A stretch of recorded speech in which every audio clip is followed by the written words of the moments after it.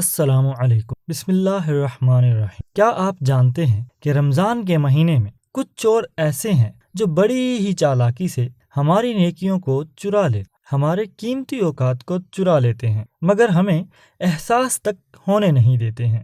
آئیے دیکھتے ہیں کہ وہ 9 چور کون کون سے ہیں جو ہماری نیکیوں اور نیکیوں کے اوقات کو ضائع و برباد کر رہے ہیں۔ Number 1، mobile.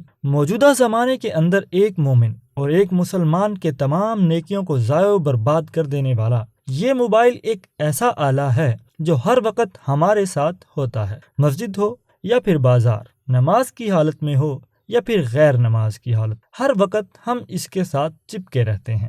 آج ایک مسلمان جتنا اس موبائل کا رسیا ہو چکا ہے اور 24 گھنٹے میں جتنی بار کھولتا اور بند کرتا ہے، اس کا عشر اشیر 10واں حصہ بھی اپنے دین و ایمان، اللہ اور رسول اور قرآن سے دلچسپی نہیں لیتا ہے۔ Number 2، social media. فیس بک، واٹس ایپ، انسٹاگرام رمضان کے قیمتی لمحوں اور نیکیوں کو چرا لینے والا یہ سب سے بڑے چور ہیں۔ اب دیکھیے کہ لوگ رمضان کے مہینے میں روزے کی حالت میں سوشل میڈیا، فیس بک، واٹس ایپ، سنیپ چیٹ اور انسٹاگرام پر لگے رہتے ہیں، بلکہ بہت سارے لوگوں کو دیکھا یہ جاتا ہے کہ وہ فیس بک پر فلموں اور گانوں میں بھی لگے رہتے ہیں۔ افسوس، صد افسوس، آج کل لوگ قرآن کی تلاوت سے جی چراتے ہیں، مگر موبائل اور سوشل میڈیا سے ایک لمحے کے لیے بھی جدا ہونے کے لیے تیار نہیں ہوتے ہیں۔ نمبر 3، غیبت اور جھوٹ۔ ایک روزے دار کے لیے اس کے روزے کے اجر و ثواب کو چٹ کر جانے والا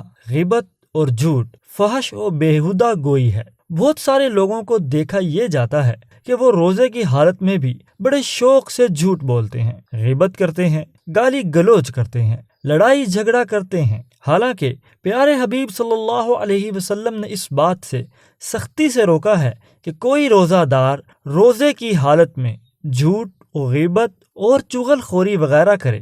جیسا کہ سیدنا ابو ہریرہ رضی اللہ تعالی عنہ بیان کرتے ہیں کہ آپ صلی اللہ علیہ وسلم نے فرمایا کہ جو بھی روزہ دار جھوٹ بولنے سے نہ بچے اور نہ ہی جھوٹی باتوں پر عمل کرنے سے باز رہے تو اللہ تعالیٰ کو کوئی ضرورت نہیں ہے کہ ایسا شخص اپنا کھانا پینا چھوڑ دے۔ نمبر 4، بازار، مارکیٹنگ، شاپنگ۔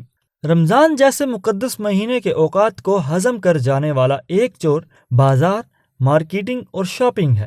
ہم اور آپ جانتے ہیں کہ جیسے ہی رمضان کا مہینہ آتا ہے تاجروں کی لاٹری لگ جاتی ہے اور وہ پھولے نہیں سماتے ہیں، وہ ہر چیز کو مہنگا کر کے بیچتے ہیں اور مسلمان ذوق و شوق سے خرید و فروخت کرتے ہیں۔ عید و خوشی کے نام پر سب سے زیادہ رمضان ہی میں امت مسلمہ فضول خرچی کیا کرتی ہے، اور یہی وہ وجہ ہے جس کی وجہ سے ہر تاجر رمضان کے مہینے کی طرف للچائی نظروں سے دیکھتا اور انتظار کرتا رہتا ہے۔ رمضان کا مہینہ جیسے جیسے گزرتا جاتا ہے ویسے ویسے لوگ بازار میں وقت زیادہ گزارنا شروع کر دیتے ہیں، بلکہ سننے اور دیکھنے میں یہ بات بھی آئی ہے کہ بہت سارے لوگ بازار جانے اور شاپنگ کرنے کی وجہ سے اس دن روزہ ہی نہیں رکھتے ہیں، اور یہ بھی دیکھا گیا ہے کہ زیادہ خرید و فروخت ہونے کی وجہ سے بہت سارے دکاندار بھی ان دنوں میں روزہ نہیں رکھتے ہیں۔ رمضان آیا تو اکثر و بیشتر مسلمان یہی سوچتے ہیں کہ امسال رمضان میں یہ اور وہ چیزیں لینی ہیں، شاپنگ کے لیے فلاں جگہ جانا ہے۔ خاص کر کے رمضان کے جو آخری عشرے کے ایام ہیں جن کی فضیلت ہی سب سے زیادہ ہے، ان دنوں میں تو مسلم آبادی کی اکثریت مرد و خواتین بازاروں کا رخ کرتی ہے اور رمضان جیسے قیمتی اوقات کو ضائع و برباد کرتی ہے۔ Number 5، T V shows. Ramzan کے قیمتی اوقات کو ضائع و برباد کر دینے والی ایک چیز ٹی وی شوز بھی ہیں۔ ایک دور تھا کہ رمضان آتے ہی لوگ اپنے اپنے گھروں سے ٹی وی کیبل کو کٹ کر دیا کرتے تھے، مگر اب وہ چیز تو بالکل ہی نہ رہی اور لوگوں کو اس کی ضرورت بھی محسوس نہیں ہوتی ہے، کیونکہ ٹی وی سے بڑا خطرناک آلہ تو خود ان کے ہاتھ میں ہر وقت موجود ہوتا ہے۔ لیکن پھر بھی بہت سارے لوگ رمضان ٹرانسمیشن کے نام سے کچھ پروگرام کے پیچھے پڑے رہتے ہیں۔ نمبر 6، دعوتیں۔ رمضان کے مہینے میں بہت سارے لوگ صرف دعوتوں کے پیچھے پڑے رہتے ہیں۔ جہاں جہاں دعوتیں ہوتی ہیں وہاں جا کر حاضری دینا اپنے لیے فخر کی بات سمجھتے ہیں، اور پھر دعوتوں کے اندر اتنا زیادہ کھا لیتے ہیں کہ ان کے لیے سانس تک لینا مشکل ہو جاتا ہے، اور پھر عشاء کی نماز اور تراویح کی نماز بھی چھوڑ دیتے ہیں۔ کچھ لوگوں کو تو ایسا بھی دیکھا گیا ہے کہ وہ جان بوجھ کر روزے تو نہیں رکھتے، مگر رمضان میں ہر دعوت کو ایسے ہی حاضر ہوتے ہیں جیسے کہ روزہ دار ہوں۔ الغرض یہ کہ دعوتوں اور زیادہ کھانے کے چکر میں فرض و نفل نمازوں کو ترک کر دینا یہ بہت بڑی بے وقوفی اور نادانی ہے۔ Number 7، ludo game. رمضان کے قیمتی اوقات اور لمحوں کو چرانے والے چوروں میں سے ایک چور موبائل گیمز بھی ہیں۔ یہ دیکھا گیا ہے کہ بہت سارے لوگ روزے کی حالت میں ٹائم پاس کے نام پر گیم کھیل کر اپنا قیمتی وقت ضائع و برباد کرتے ہیں، اور خاص کر بہت سارے لوگ تو لوڈو گیم کے پیچھے ہر وقت پڑے رہتے ہیں۔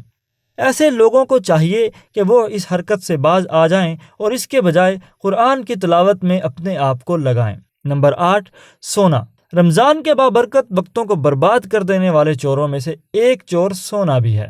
بہت سارے لوگوں کو دیکھا گیا ہے کہ رمضان کے مہینے میں رات بھر فضول گوئی کرتے ہوئے یا پھر موبائل فون کے ساتھ چھیڑ چھاڑ کرتے ہوئے جاگتے ہیں، اور پھر سحری کھا کر فجر کی نماز ادا کیے بغیر سو جاتے ہیں، اور پھر دن کا سارا وقت سونے میں ہی گزار دیتے ہیں۔ بہت سارے ایسے روزہ داروں کو بھی دیکھا گیا ہے کہ وہ فرض نمازوں کو چھوڑ کر روزہ رکھتے ہیں۔ بھلا ایسے روزہ دار کے روزے کا کیا فائدہ ملنے والا ہے، جو روزہ تو رہتا ہے مگر نماز ہی نہیں پڑھتا ہے؟